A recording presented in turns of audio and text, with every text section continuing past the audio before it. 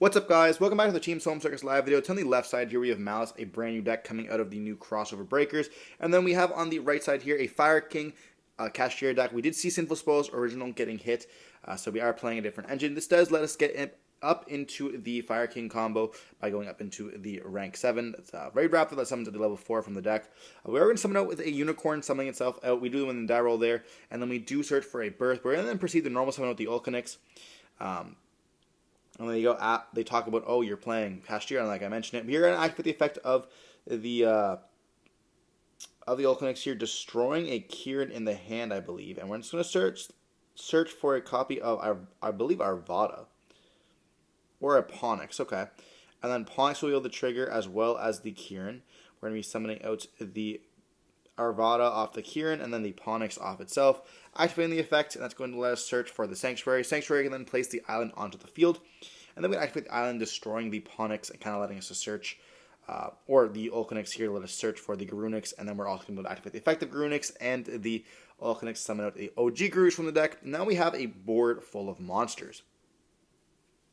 We're going to be seeing the Garunix destroy a Ponix, just so we can add it back to the hand during the next standby phase. Just so you can have some follow-up here, you know, there's not really other cards you can dump that's going to be doing that much for us. We do decide to link up into a Sunlight Wolf, and then we're going to be linking up into an IP as well here. We can use the Kashtira Unicorn because we did get the Birth to our hand, so we're going to be able to go up into an IP, add back the Kieran, and then we're going to be able to go up now into a Princess. Princess can then bring out, doesn't matter what body we bring out here at all. We have the Arvada on the field still to kind of protect us. We then go up into the Amble Whale, then we're going to activate the Birth. Birth's going to be able to bring out the Unicorn, and then we're just going to pass turn on this. So a pretty decent board that we did have the Ulcanix in the hand alongside another Fire Monster to kind of allow us to play this through this. We do add the Kieran back to the hand, and of course we get the effect to allow us to kind of add back that Ponix here as well. This is going to be one of the better combos that you end up seeing in this version of the deck if you have the Unicorn as well as the Fire King stuff, but we're going to see a Domos being normal summoned and then activating the effect, which will either banish the Chess Cat or the Rabbit here. Going for the White Rabbit, which can allow them to set a trap by paying 300 and summoning itself out. And we are thinking on this, I want to be banishing with the Unicorn, but we do go on the Rabbit. We do decide to chain an Arvada to negate, destroying the copy of the Amble Whale. Amble Whale can then activate in the graveyard, bringing out the IP. We could also chain Garunix to this if we wanted to summon out Destroying, but we don't really necessarily need to do that there.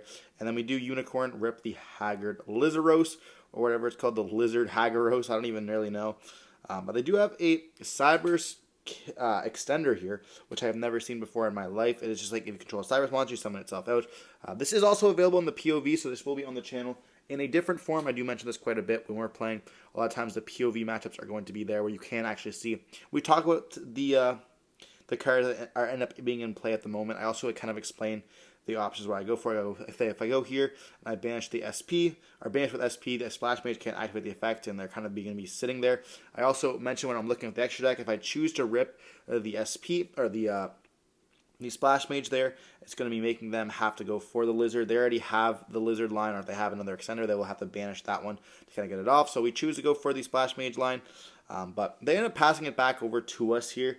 And the game pretty much is ours. We're going to notice one of the points that we added back, and then we're going to be able to search for the our copy of the Skyburn. And then we do go for the Field Spell, destroying and then searching for a Kieran. And like I didn't go last turn for the Garunix, but that definitely doesn't really matter here. We still have the Princess to destroy the Arvada if they would have had to continue to summon out. And like we had the ultimate end board in our case, being able to destroy the cards there quite a bit. So then we're going to go for Battle Phase, all this shenanigans here. We are going to get game this turn by just summoning out. And they had Nibiru, we'd be kind of cooked, but they didn't here. We would have the SP being able to chain out, making us still be able to continue our plays, but they didn't have anything, and we ended up taking game one. But yeah, so I really like the POVs and doing this as well. It shows different angles, obviously, as well as, you know, different kind of ways to play the game. Like we are playing it here, and I can look back and kind of voice over and tell you guys what the combo lines that we're doing. But in the game, you don't necessarily hear the combos that we are necessarily making. But I do explain my thought process behind it. And like sometimes I end up recording these videos a week or like a week and a half later, or I'm just busy and I'm recording it when I'm doing on the weeknights after work. and I'm just not able to remember exactly what happens, or I'm not even the one playing it. And with that way, I can't kind of explain. I can just show you guys what isn't going to happen. It is happening here. We're going to dive on to game 2 with the Malice player end up going first here. We're going to be normal summoning out to the chest cat there, and then we do activate. They said, do they banish for cost? They go, no. We do ash that there, so meaning they do have another copy of a Malice monster in the hand. But drawing 2 cards is pretty crazy, so we don't want to let them kind of do that. We do see them summon out one of the backup secretary things, and I do ask him during the siding, why do you play this card? And that's something that you get remotely only in the POVs, actual conversation pieces that you guys end up hearing. We're going to see the splash page going to be made. They're going to bring back the chest cat, and then going to go up now into one of the Malice monsters, going for the red rose heart, whatever one, the rain card, which can allow them to search for the field spell, and we do droll them on this. Now, looking back, droll is kind of mid against this deck. If they do start off, or they don't start off with the chest cat, it can hurt them quite a bit, but we do have the trap, which we can banish and then activate. That's going to allow them to summon out, and we can then pay 900 and summon back out. Then they can banish the Dotscaper from the deck. Dotscaper then bring itself back out, and they can kind of just continue playing it. It does stop the white binder with droll, but it's not that crazy. We're going to see a fire hearts being made, and they're going to activate sending the spell and trap the gate. And they're just going to pass turn on that. So we're now down to 4 cards here. Going to be trying to beat this. And it is not that crazy of a board. We do summon out a unicorn, activating the effect. And that's going to let us search for a birth. Now, if I do recall, we have a Fenrir in the hand. So it's not going to be a really good. We have to kind of hope that this birth ends up sticking. But yeah, you guys also can see my hand in the POVs, where in this you cannot. We're going to be seeing the birth going to be negated, the activation with that fire, whatever the one that's in the graveyard, the fusion monster, and then we're just going to be activating the unicorn, looking at the extra deck, and then ripping a card. We're going to choose to rip the white binder there. They already have the rain going on, and I don't think it really matters what I end up ripping here, but we're going to go for a Typhon. Typhon bounce back, and just pass, take 29, of course, and then pass turn on that. So we're going to be seeing the Domos being summoned, and then activate the effect, banishing the white rabbit. White rabbit summon itself out. Activating the effect is going to let them set a trap, and also taking 300 here. And if I do make the mistake on not making the life points change, I do apologize for that. I know some people are like, this guy didn't take the life points. They're taking life points in the game. I just don't do the best editing skills. So we're going to see the Hazard Ligeros banish the Domos there, turning the Typhon to 0 attack, and they're going to be able to banish, and then bring it back out. We activate the field spell, banishing the rose from the graveyard. They're going to summon itself out there. And we don't really need to banish anything from the deck. I suppose we could banish another chest cat if we wanted to just get it to summon onto the field. But it's not going to matter that much. We do go up once again into a terahertz. And then they're going to battle phase attack. We take the damage, and then they are going to be able to set one and then pass turn on this. We do summon a Fenrir there, and then we're activate the effect of Fenrir. They do chain the Imperm, and we go battle phase, but then we realize that it's just not going to work because we are under Imperm, and then we're just going to pass turn on that.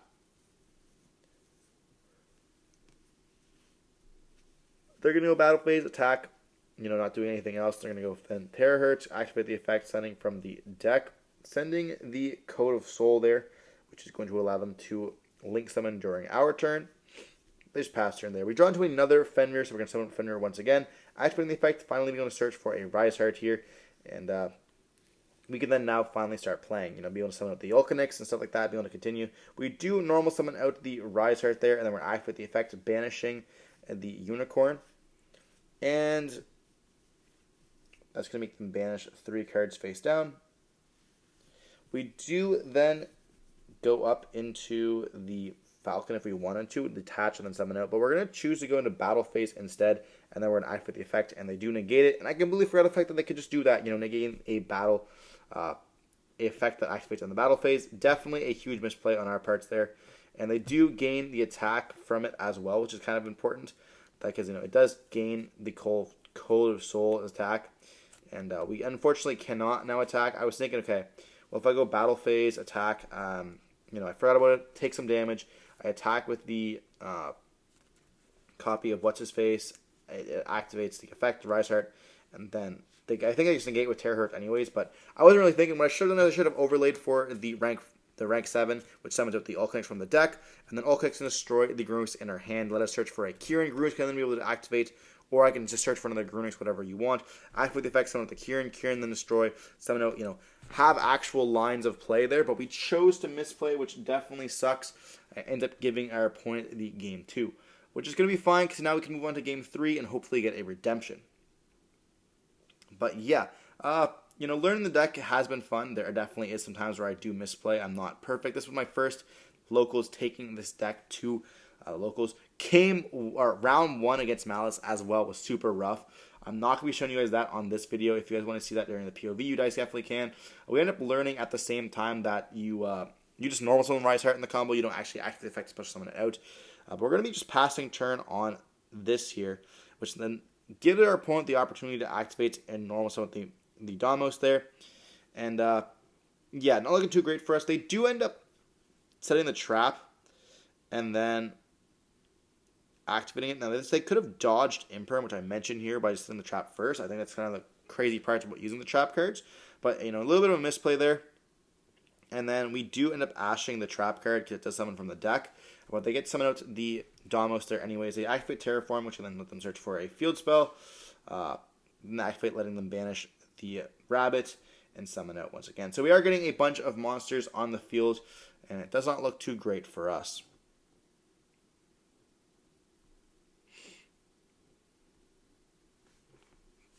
They go up into a Splash Mage now, and then Splash Mage will be able to bring back. We do Valor that there, so they are going to be not able to kind of continue their play.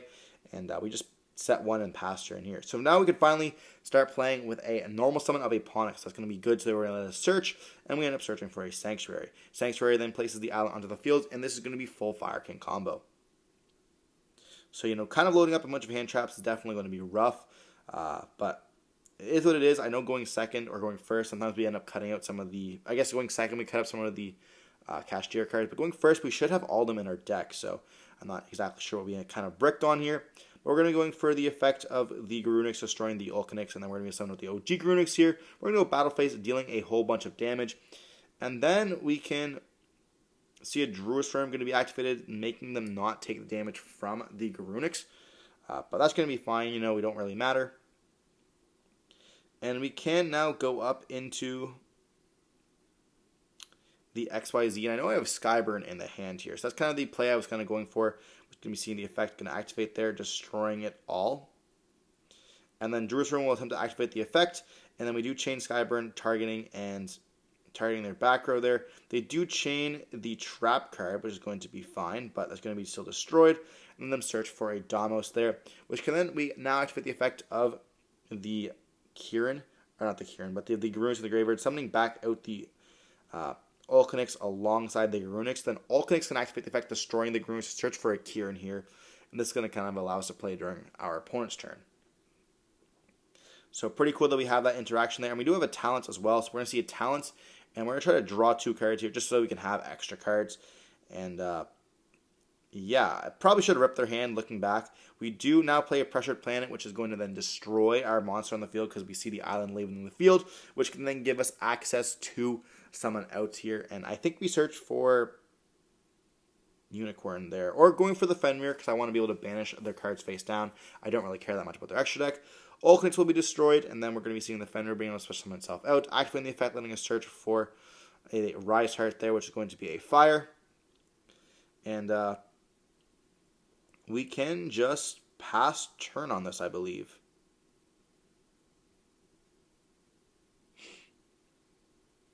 So they have Domos and then 2 unknowns in the hand here. We're going to be seeing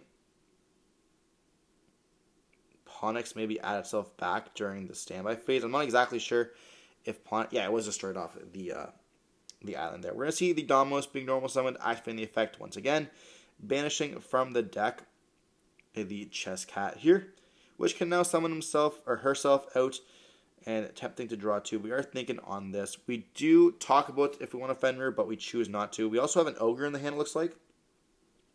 So now we're going to be seeing the Fenrir banish the Chess Cat face down, making sure that they just do not activate the effect, kind of allowing them to search their deck. or draw 2 cards from the deck here. We do see a Silent Mining now going up into the extender here, which is going to be pretty cool, and we are thinking on this. We do now choose to activate the Kieran, destroying the Ponyx. Then we can activate the effect of Garruk summoning itself out. That's going to be then destroying the Kieran from the deck, which can then summon out the Ponyx and destroy their Domos. It doesn't really matter what we summon out here. We're summoning out the Alkanix and we're going to destroy the Domos, and we're just going to get the game there because we're going to have 1 unknown in the hand, and we have enough for battle. Next turn. So we do see in game 3, even though we didn't open up the greatest, those hand traps did kind of let us play through until we end up drawing a Ponyx there, which definitely saved us. But regardless, hope you're watching the video. These are going to be both decks that you are going to be seeing at a lot of higher tournaments. So I want to kind of feature that for you guys there. And I am quite enjoying the Fire King deck quite a bit. It was my first locals playing it. If you guys see any misplays or any cards you guys would kind of change up or any strategies you guys would do, let me know in the comment section down below. I love to see some advice and get better plays. But don't forget to like, comment, subscribe, see more content like this. Stay safe. Peace.